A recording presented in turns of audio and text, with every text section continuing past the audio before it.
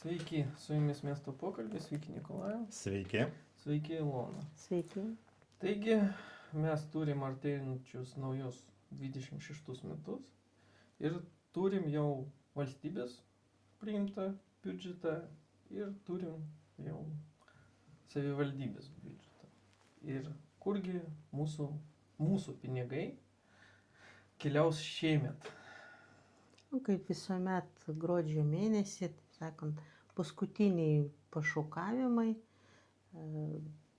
kažkiek tai mažinami asignavimai, bet džiugina tai, kad daugiau visgi didinami. Mūsų biudžeto ir finansų komitetas buvo vienas pirmųjų, net finansų skyriaus vedėjas neturėjo visos informacijos.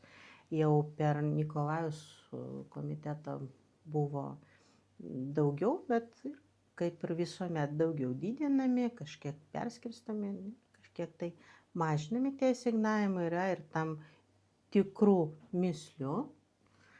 Mes ne vieną kartą pastoviai keliam tą klausimą, nėra paslaptis dėl sporto centro deficitinio biudžeto.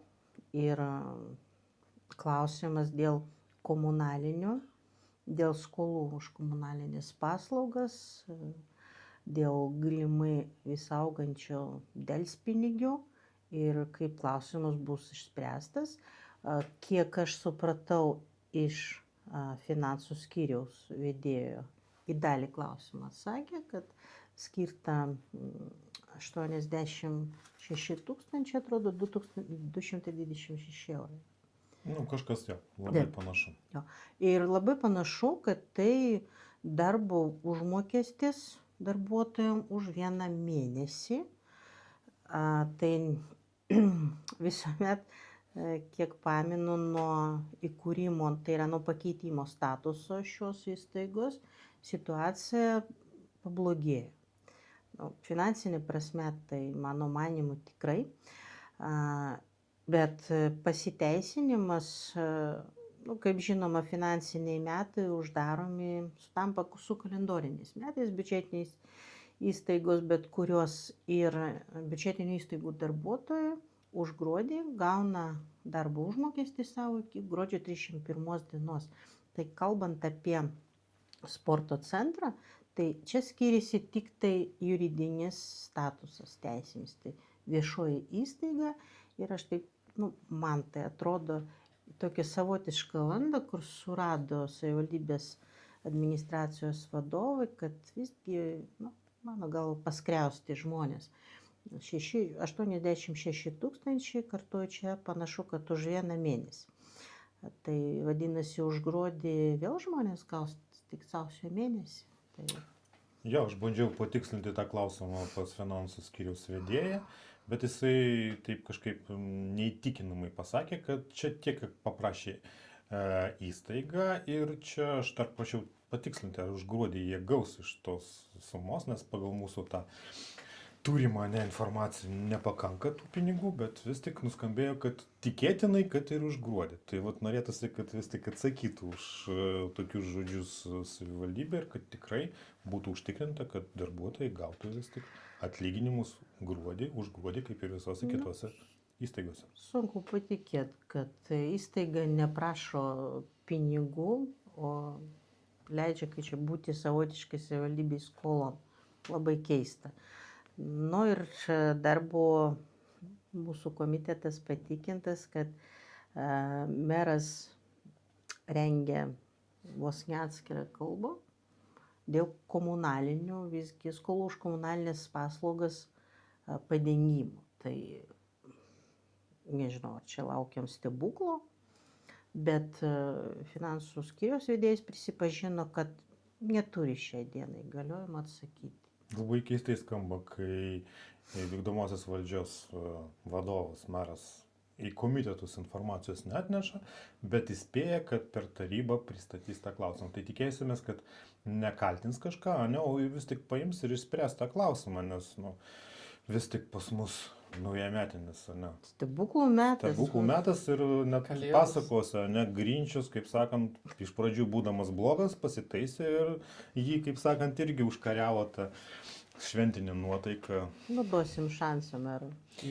Ir buvo, kiek žinau, dar vienas klausimas, toksai labai įdomus. 66 000 skirimas sveikatos apsaugos sryčiai, taip sakant, vietiniai, kur mes turim 3 įstaigos. Taip, pas mus nesenai buvo įsteigta sveikatos centras, į kurį įėjo 3 įstaigos ir su ta sąlyga, kad joms bus skirtas papildomas finansavimas. Tai buvo pasakyta, kad dabar atėjo 66 000, ne, kai aš pabandžiau pasitikslinti, kur, kam ir kokiems tikslams, tai nei vėl finansų skyriaus vedėjas, nei pasijungęs administracijos direktorius taip ir nesugebėjo pasakyti.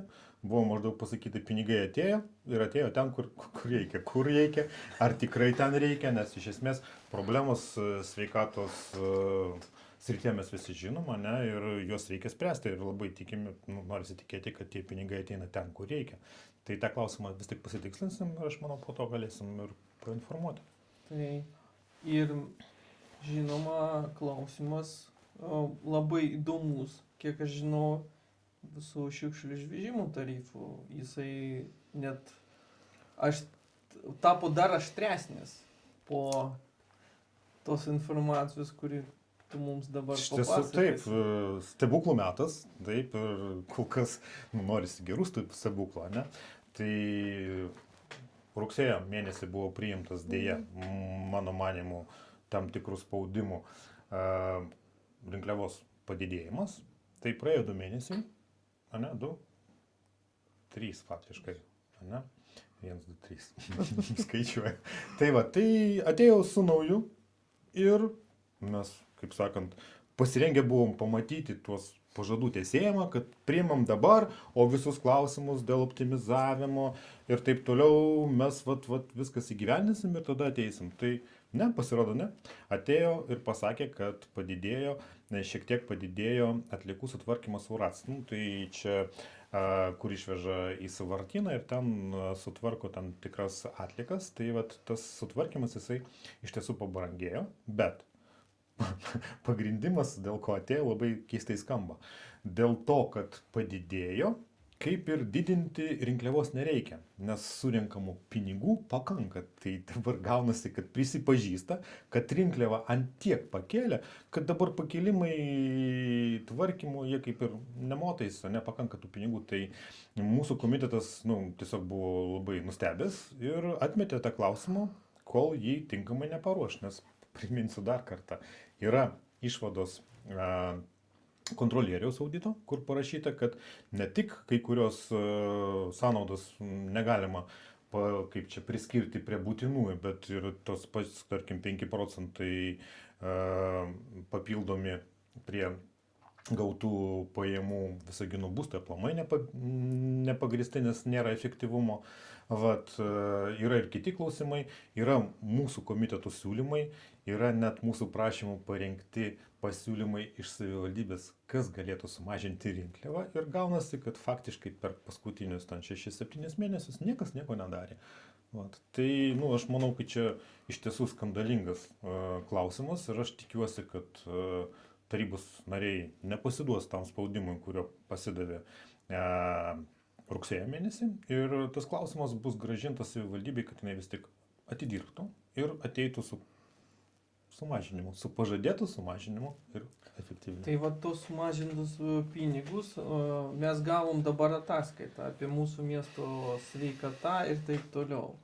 Ir kiek mes žinom, mūsų pensionieriai buvo senjorai, jiems buvo panaikinta lengvata.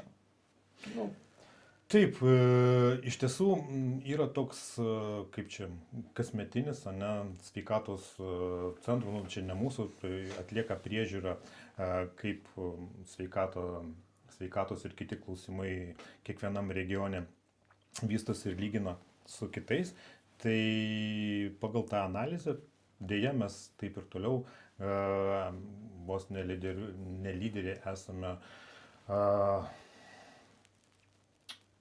tokiuose srityse, kaip susietos su narkotikais, su savižudybėmis, pabandymais, ane, tarkim, taip pat su alkoholiu surištais klausimais. Tai ir išvados yra parašyta, kad tam, kad kažkaip pagerinti tą situaciją, reikia daugiau žmonės įtraukti, gyventojus į visuomeninę veiklą, į sportą, sudaryti papildomas darbo vietas. Vat, ir kai tu pasižiūri į tas ataskaitas ir pasižiūri, kas pas mus iš tiesų eina, tai gaunasi, kad atvirkštinis veiksmas. Tarkim, fontanas, ne? Nu, traukos vis tik taškas, ne? Ten muzika groja, kažkam trukdo, kažkam ne, tas labai sudėtinga padaryti, kai aplinkui daugiabučiai namai, bet nori padaryti nuotrauką, ne? Taip. Padarai ir užrašas surištas su alkoholiu, ne? Pas mus yra meninis kūrinys, kuris ant namo padarytas, padovanotas miestui. Nori padaryti nuotrauką, vėl gaunasi taip. Ir iš tiesų, aš manau, kad kiekvienas žino, kas gali tą pakeisti ir iš tiesų turėtų pakeisti, neturi visas galias iš visų pusių. Tai kodėl to... nuo nusavybės turbūt. Taip, tai kodėl to nepadaro, aš nesuprantu, tai čia su prevencija. Toliau su įsitraukimu, ne, tas vat į sportą ir taip toliau, tai labai įdomi patirtis, patirtis mūsų kaimynų. Taip. Kai viešose įstaigose šitie būreliai vaikams, kainuoja po kiek ten? Nuo 2 iki 5 eurų. Nuo 2 iki 5 eurų, taip. O pas mus kas buvo? Mes visi priešinomės, bet dėja vėl, aš manau, kad čia yra spaudimas mūsų vykdomosios valdžios, nes reikia taip vadinamą šiukšlių kalną statyti, ne? Vat, ten jau beveik milijonas sudėtas, pinigų nepakanka, ieško kaip jas padaryti, bet nei darbo vietų nesukūrė, nei šitas, tai tuos pinigus buvo paprastai panaudoti ir šitai sryčiai. Tai pas mus dabar gaunasi pririštas būrelių kaina prie MMA ir dabar, jeigu aš neklystu, nuo 12 iki 15 eurų kainuoja kažkur vidutiniškai būrelis. Tai mes gaunasi stumim žmonės iš ten. O apie seniorus, kad tu labai irgi gerai pastebėjai, iš esmės rinkliava padidėjo, individualios veiklos kompensacija irgi padidinta, sumažinta tai yra, tai kaina padidėjo.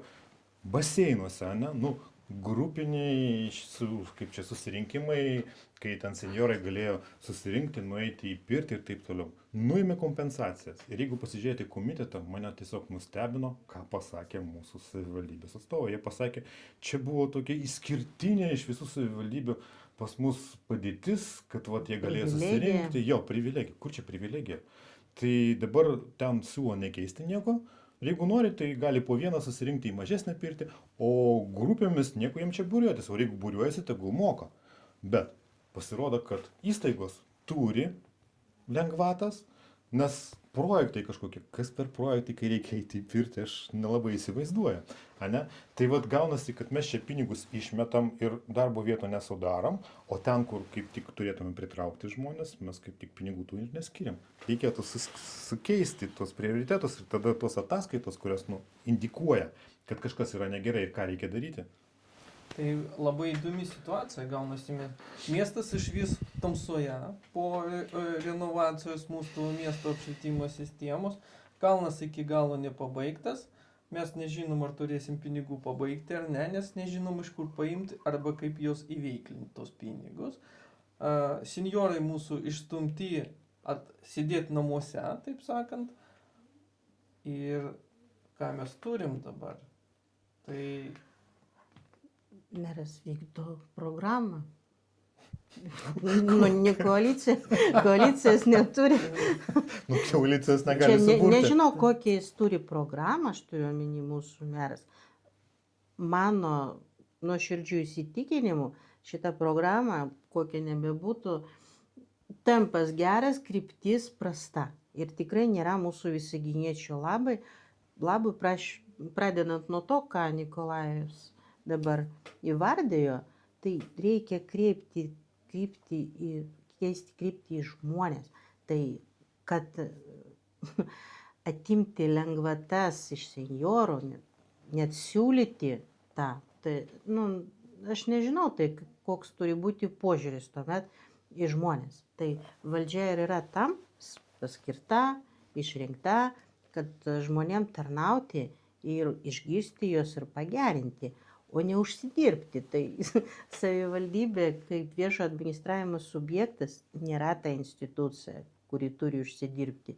Viešos įstaigos biudžetinės tai kryptingas paslaugas teikia, neturi ant to užsidirbti. Tai vat, gerai, Ilona, pasakei, kad valdžia turi išgirsti. Tai va, suremontavo gatvės po, nu, Pripažįstam, taip. taip, išgirdo, taip, Ne iš taip, pirmo karto, ne iš bet pirmo, ir bet ne iš trečio, bet išgirdo. išgirdo. Taip. Gerai padarė. Tai va, dabar miestas nepasipuošęs naujiems metams, kalėdoms, nu, tikrai niūrus miestas. Nu, vat, tamsu po renovacijos. Kažkiek galima pateisinti. Nu, pirmas su apšvietimu, tai aš visiškai pritariu tiem žmonėm, mūsų gyventojams, kurie sako, kad stulpai dabar patys save ir apšviečia. Kai kuriuose vietose prie savivaldybės ten gražukus su kažkokiais ten kamuoliukais, nežinau kaip. Bet tai esmės nekeičia. Sniego nėra. Žiema yra, sniego nėra. Tai va čia neapskaičiavo. Neapskaičiau, nu, supratau. Eglutė padovanojom.